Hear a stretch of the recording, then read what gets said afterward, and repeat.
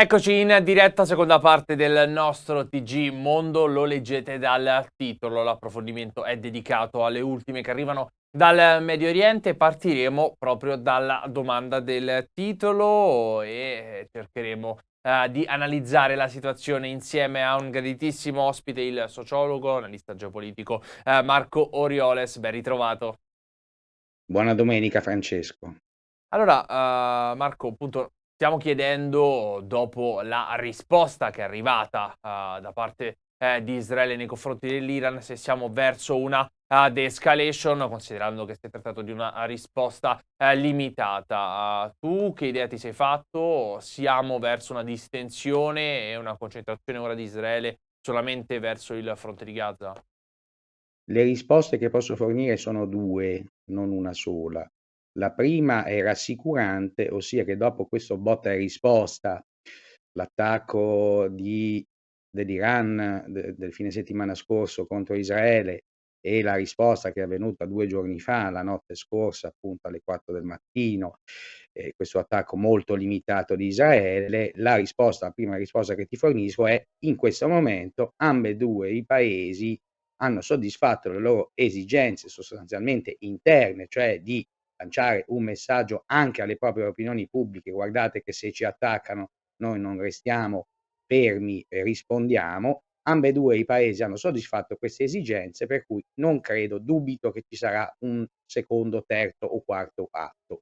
Però ti devo anche dare la seconda risposta, ossia che Iran e Israele sono 2 paesi ostili, non solo avversari, ma nemici e in guerra, in una guerra comunque sotterranea, ma con atti eclatanti da tanto tempo, da decenni, anzi dalla fondazione della Repubblica Islamica.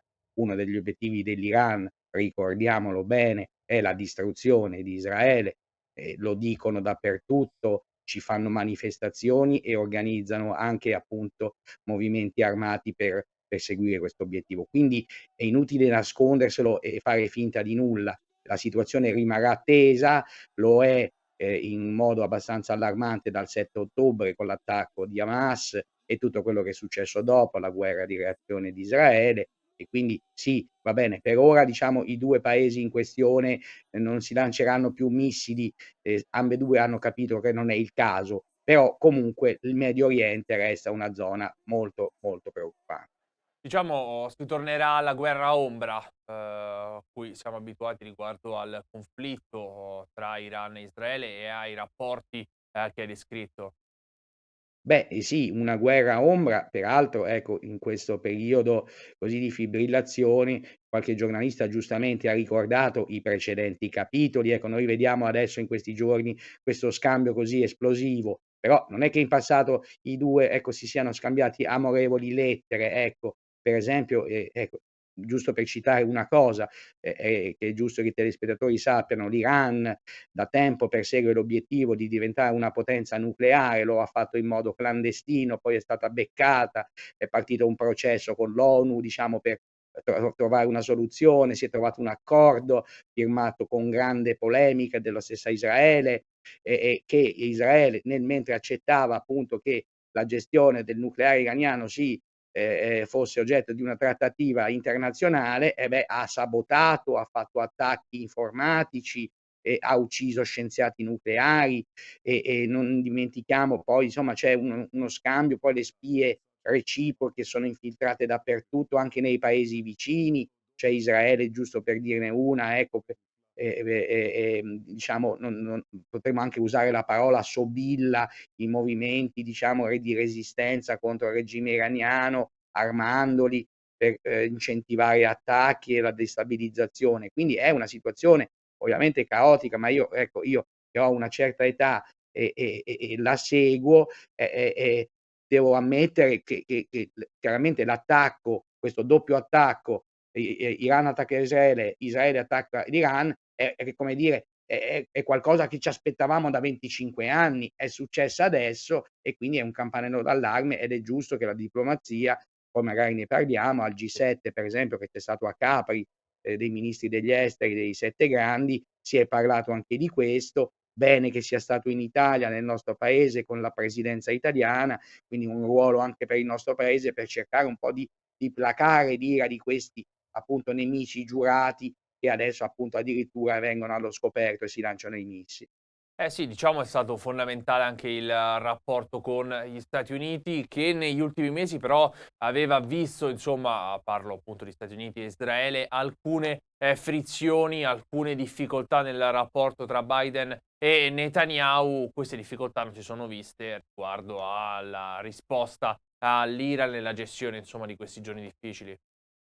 No, fai bene a ricordare che il rapporto Casa Bianca, governo israeliano e in particolare tra i 2 leader, tra Joe Biden e Netanyahu, non è teso, è tesissimo, si è arrivati praticamente agli insulti in certe occasioni, ecco, e il fatto che poi siano trapelati alla stampa la dice tutta, appunto, sul fatto che, appunto, è una relazione molto problematica in questo momento, però segnalerei, appunto, ai telespettatori che giusto ieri, ecco, di questo forse ne dobbiamo parlare dopo, ecco, perché è un passo importantissimo, oserei dire anche storico. Ieri il congresso, la Camera dei rappresentanti, la Camera bassa del Parlamento americano, ha votato un provvedimento che mette a disposizione degli alleati dell'America, cioè Ucraina, Israele e paesi dell'Indo-Pacifico, in particolare Taiwan, una somma record oltre 90 miliardi di dollari, e di cui appunto oltre 60 all'Ucraina e 26 a Israele,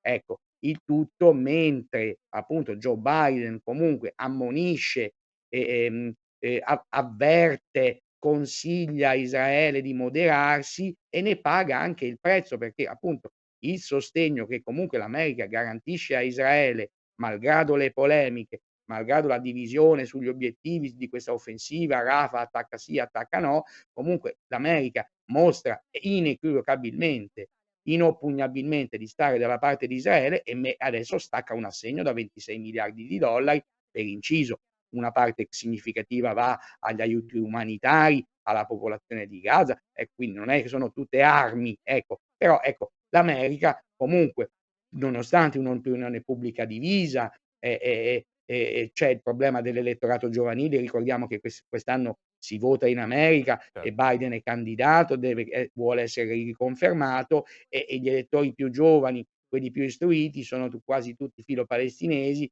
ecco, quindi comunque c'è anche una questione di politica interna. E però ecco, volevo segnalarti appunto questi 26 miliardi a Israele votati ieri al Congresso americano. Assolutamente, perché la notizia di ieri, diciamo, ovviamente ha fatto il giro del mondo, soprattutto per quanto riguarda la grande somma, nei confronti di Kiev e poi ci arriviamo, anche perché insomma è una notizia importante riguardo al conflitto russo, ucraino, però conferma, come giustamente sottolineavi, appunto sempre, questa, alleanza storica, anche questa tra Israele e Stati Uniti e lo abbiamo visto poi tra l'altro appunto anche, nella gestione appunto, di queste giornate molto complesse. A proposito di guerra ombra, di situazione ancora di tensione, si potrebbe aprire il fronte con il Libano? Perché si era parlato di una possibile risposta di Israele all'attacco all'Iran direttamente in Libano, con un via libera per uno scontro diretto con Hezbollah. Questa situazione, diciamo, ormai è completamente evitata o anche lì, diciamo la tensione rimane alta? No, bene, oggi, mi fai una sequenza di domande tutte molto appropriate, e allora parliamo proprio chiaramente. Allora, cos'è il Libano?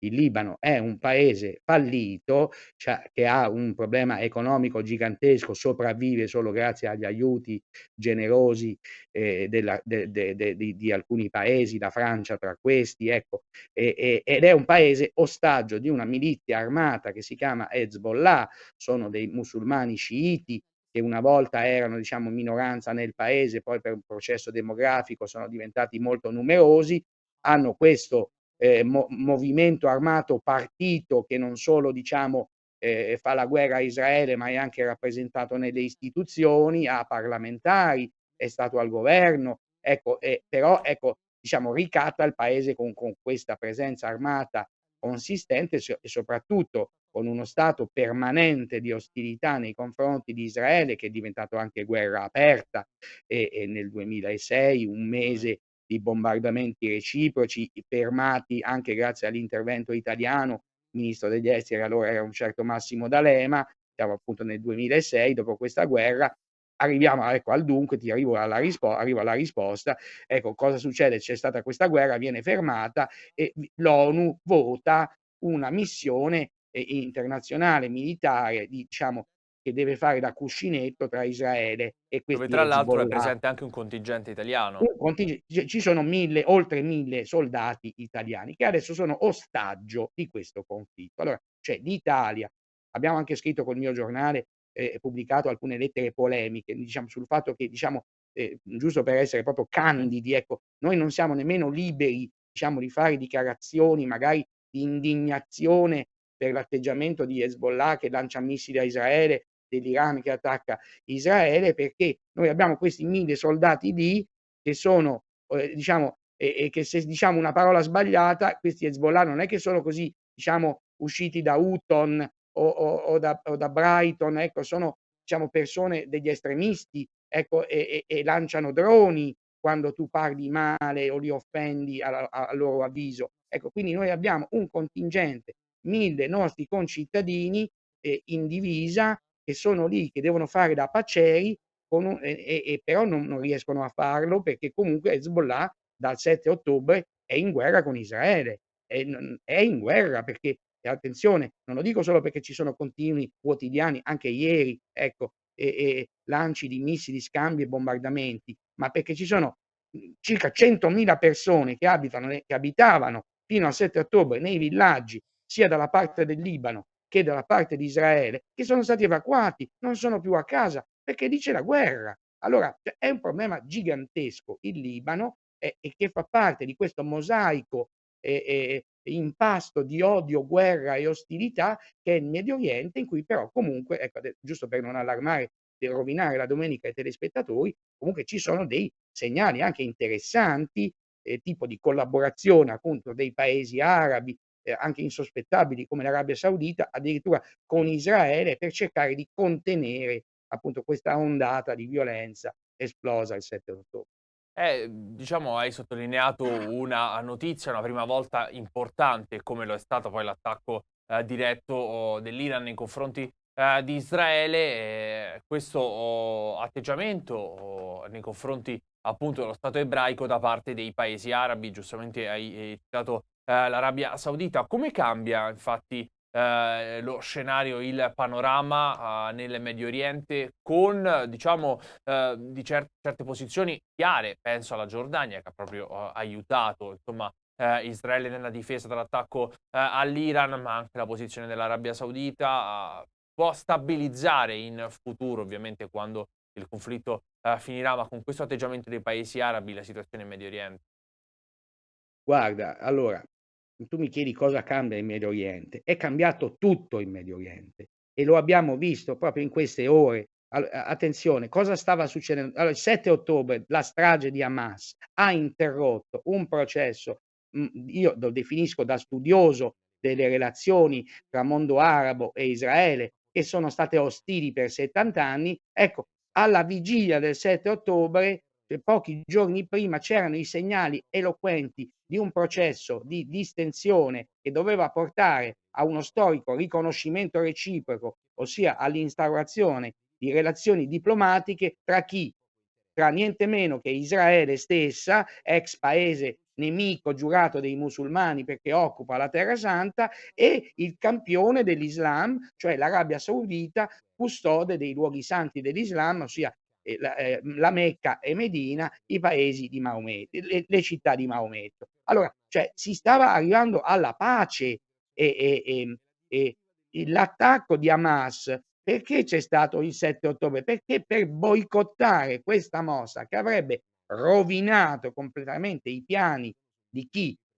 Dell'Iran da un lato, no, che è una potenza che chiaramente non poteva che ostacolare una distensione tra mondo arabo e Israele, che guasta i suoi piani di mantenere permanentemente uno stato di ostilità globale contro Israele, con l'obiettivo appunto di buttare gli ebrei a mare. Ecco, ma nonostante ma il problema qual è? Che l'Arabia Saudita è talmente spaventata dall'Iran, te l'ho detto prima, Mh-mh. l'Iran si vuole dotare dell'arma atomica, cioè se l'Iran domani dice il problema è questo, se l'Iran domani dice: "Cucù, abbiamo l'atomica", e ce la mostra, non hai idea cosa succede in Medio Oriente.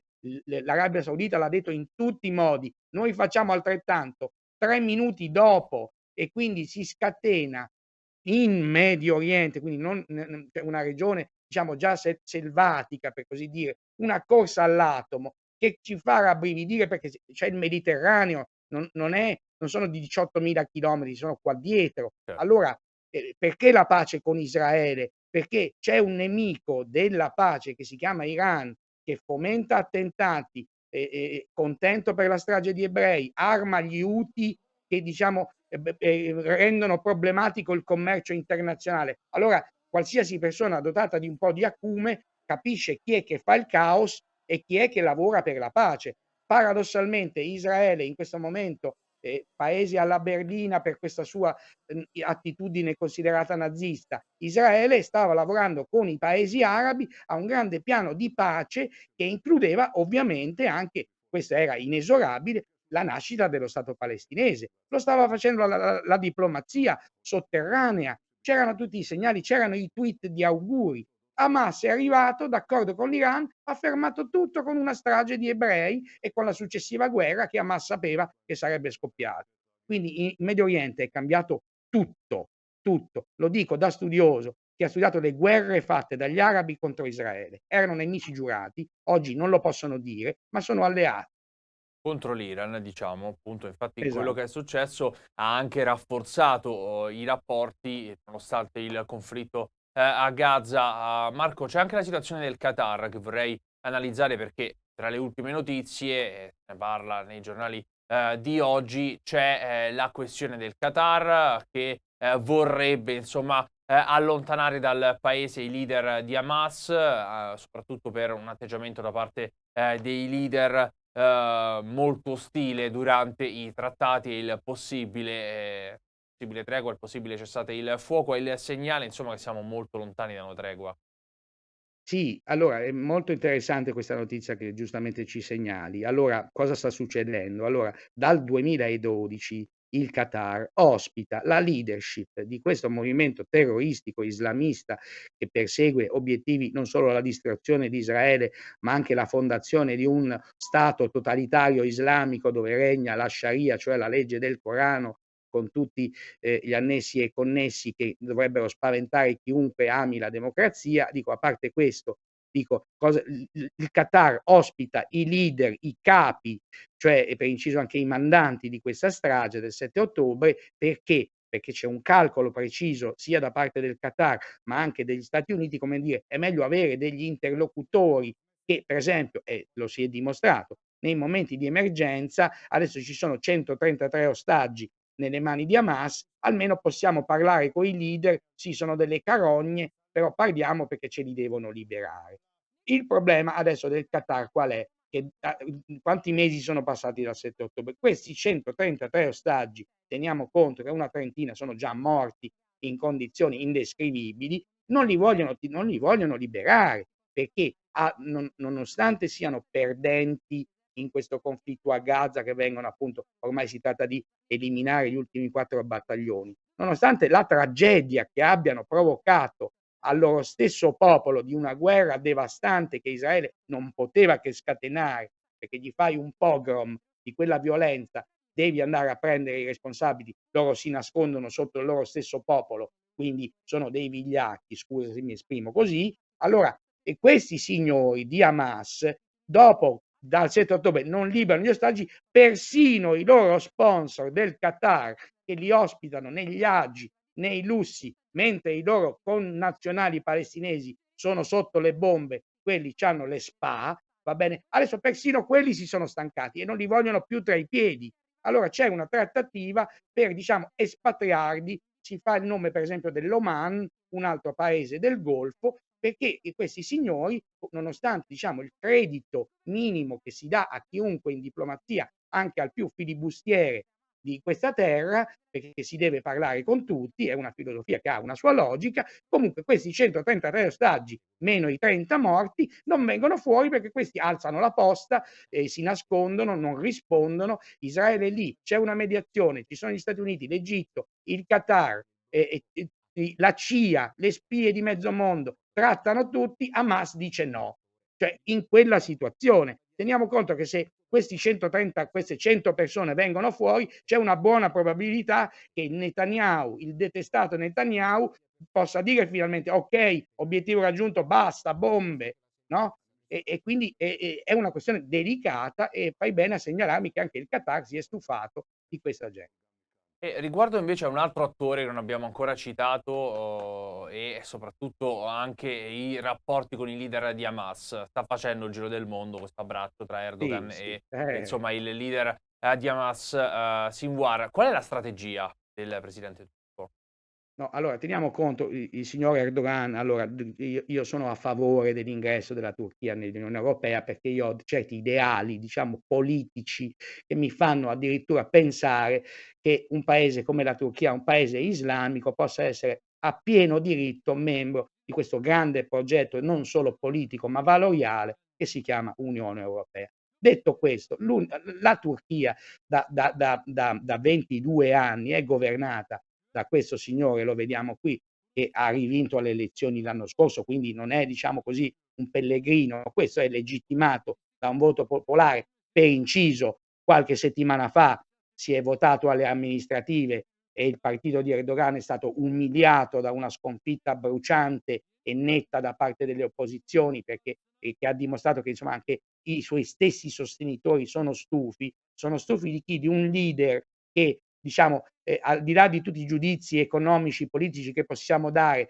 per rimanere pertinenti al tema di cui stiamo parlando, cioè il conflitto Gaza, cioè è un grande propagandista, agitatore di folle e diciamo da tempo immemorabile è in conflitto con Israele perché lui anziché fare leader responsabile di una media potenza del Medio Oriente, lui aizza, no, è da tempo che lui diciamo agita il bastone, non appunto il vessillo della causa palestinese, accusando Netanyahu di essere un nazista, imbarazzando persino i leader. Ti racconto per esempio è andato in Germania qualche mese fa, dal cancelliere Scholz che era allibito nell'assistere alle dichiarazioni farneticanti di questo Erdogan, che insomma dava dei nazisti agli israeliani dicendo che fanno con la scusa dell'olocausto, fanno un genocidio. Ecco, allora questo è il personaggio. Allora, mentre il Qatar scarica Hamas, cosa fa Erdogan da bravo propagandista? Ospita Haniyeh,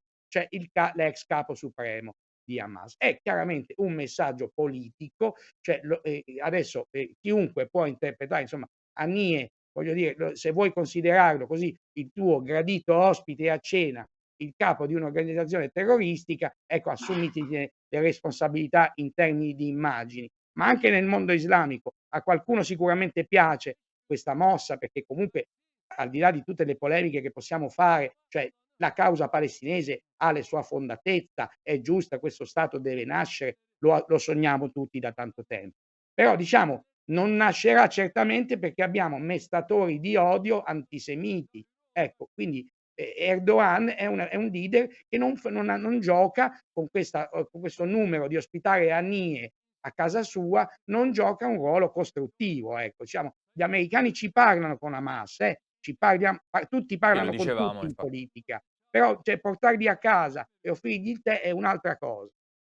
Esattamente, infatti le immagini insomma hanno fatto il giro, del mondo. Oh, Marco, il nostro tempo è esaurito, avremmo dovuto affrontare anche, ovviamente il commento riguardo a quello che è arrivato ieri dagli Stati Uniti, lo abbiamo citato, appunto c'è questo, importante 63 miliardi, ecco, basta la esattamente, cifra. pacchetto di aiuti nei confronti dell'Ucraina, però siamo in chiusura Marco, dobbiamo chiudere. Io, ti ringrazio per essere stato con noi, per averci aiutato ad analizzare la situazione in Medio Oriente e come sta cambiando appunto tutto, come abbiamo detto, in apertura settimana dopo settimana. Buona domenica a tutti.